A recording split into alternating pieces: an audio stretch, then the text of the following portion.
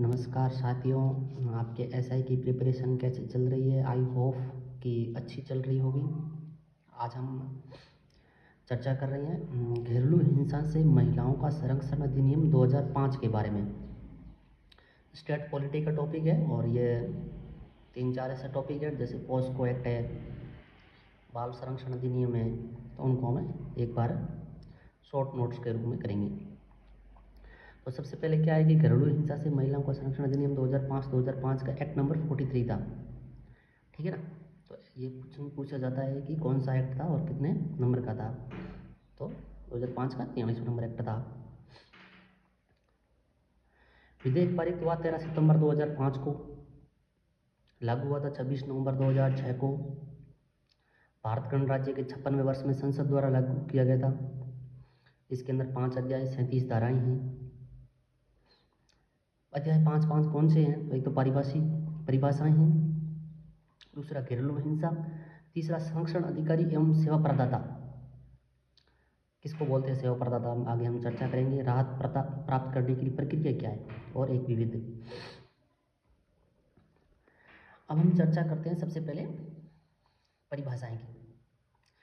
इसमें आपको दो चीज़ें ध्यान रखनी। एक तो व्यथित व्यक्ति, बालक धारा, घरेलू घटना रिपोर्ट, घरेलू नातेदारी, दहेज, प्रत्यार्थी और साझाग्रस्ती। आपको ध्यान रखना है व्यथित व्यक्ति और प्रत्यार्थी के बारे में, बाकी चीज़ें आपको लगभग ध्यान होगी। व्यथित व्यक्ति उसको बोलते हैं, ये सामान्यतः महिला के लिए शब्द यूज होता है, लेकिन इस विधि के अंदर, इस कानून के अंदर ये व्यथित व्यक्ति लिखा है। जो पीड़ित महिला है, जो अपने घरेलू नातेदारी के खिलाफ जो आरोप लगाती है, तो वह व्यथित व्यक्ति कहलाता है, और प्रत्यार्थी जो आरोपी है वो प्रत्यार्थी कहलाता है। ये ध्यान रखना हम लोग। घरेलू हिंसा में क्या है? तो इसमें शारीरिक दुर्व्यवहार है, लैंगिक दुर्व्यवहार है, मौखिक और भावनात्मक दुर्व्यवहार है, आर्थिक दुर्व्यवहार है। ये तो घरेलू हिंसा की सामान्य है, जिसको आप समझ सकते हो। फिर बात आती है संरक्षण अधिकारी और सेवा प्रदाता की। तो संरक्षण अधिकारी तो राज्य सरकार के द्वारा नियुक्त है, प्रत्येक जिले में एक या एक से अधिक होगा, ठीक है। महिला अधिकारी होगा। मेन ये ध्यान रखना है कि संरक्षण अधिकारी मुख्य रूप से महिला अधिकारी होगा, और ये प्रथम श्रेणी के न्यायिक मजिस्ट्रेट के अधीन कार्य करेगा। संरक्षण अधिकारी है ना, ये प्रथम श्रेणी का जो न्यायिक मजिस्ट्रेट है उसके अधीन कार्य करेगा। सेवा प्रदाता जो पंजीकृत एनजीओज है उसको सेवा प्रदाता बोलते हैं, ये ध्यान रखना आपको। अब सेवा प्रदाता के कार्य क्या है?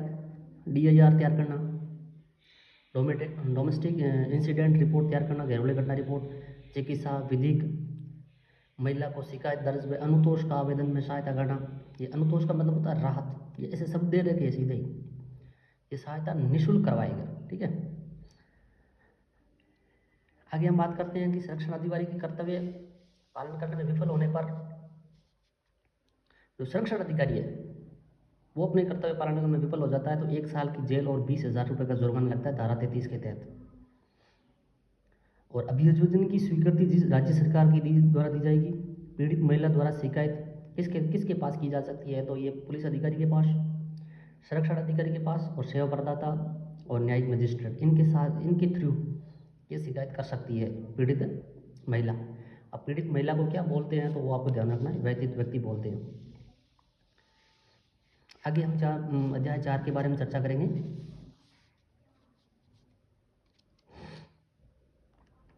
तो अध्याय 4 में है कि राहत आदेश प्राप्त करने के लिए प्रक्रिया क्या है? तो सबसे पहले पीड़ित मजिस्ट्रेट को राहत के लिए आवेदन करेगा। तो आवेदन कैसे करेगा? या तो स्वयं पीड़ित महिला के द्वारा किया जाएगा, या संरक्षण अधिकारी के थ्रू किया जाएगा, PO के थ्रू, या सेवा प्रदाता के थ्रू, या अन्य व्यक्ति पीड़ित की ओर से अधिक करता है। यह शिकायत और आवेदन कहाँ करेगा? न्यायिक मजिस्ट्रेट के सामने। अब न्यायिक मजिस्ट्रेट इस पर क्या करेगा कि आवेदन जैसे ही प्राप्त हुआ उसकी 3 दिन भीतर के अंदर एक पहली सुनवाई करेगा, और फिर क्या करेगा कि प्रथम सुनवाई के 60 दिन के बाद मामले का निपटारा किया जाएगा। प्रथम सुनवाई मतलब 3 दिन, और उसके 60 दिन मतलब 63 दिन में मामला का निपटारा हो जाएगा। फिर इसमें क्या है कि आपसे सुलह की भी है बात, वो मैं इसमें नहीं बताऊंगा आपको, वहाँ पे देख लेना, उसमें आपसी सुलह की भी बात भी दे रखी है। फिर न्यायिक मजिस्ट्रेट द्वारा कार्यवाही का संचालन कैसे होगा? तो कार्यवाही की न्यायिक मजिस्ट्रेट बंद कमरे में कैमरे के सामने कर सकता है पक्षकारों की सहमति पर, और सुनवाई की रिकॉर्डिंग भी की जा सकती है। कार्रवाई के दौरान महिलाओं को साझा गृहस्थी में निवास का अधिकार है। कार्रवाई के दौरान, ठीक है ना, साझा गृहस्थी में रह सकती है। फिर मजिस्ट्रेट द्वारा 5 प्रकार की राहत या अनुतोष दी जाती है व्यथित व्यक्ति को। व्यथित व्यक्ति मतलब पीड़ित महिला को।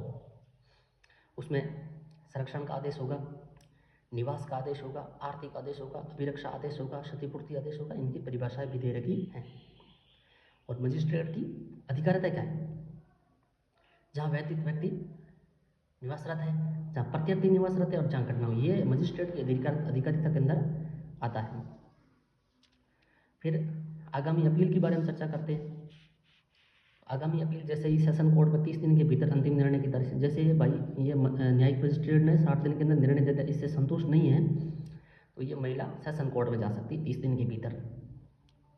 संरक्षण अधिकारी सेवा प्रदाता, ये लोक सेवक कहलाएंगे। सजा, यदि प्रत्यर्थी संरक्षण आदेश की पालना न करे तो 1 साल का कारावास और 20,000 रुपये या दोनों धारा 31 के तहत सजा का प्रावधान है। प्रत्यर्थी के दोष स्थिति पर न्यायिक मजिस्ट्रेट बीएनएस की धारा 85 व 23% अधिनियम 1961 के तहत भी आरोप कर सकता है। ये अपराध संजय और संजय व अजमानती है धारा 32 के तहत। कमी क्या है कि व्यतीत महिला के साक्ष्य पर न्यायालय प्रत्यर्थी के आरोपी को सिद्ध कर देती है। ये इसके आरोप। तो आगामी कुछ टॉपिक हम स्टेट पॉलिटी से ही बनाएंगे। आप वीडियो को पूरा से पूरा देखें। धन्यवाद।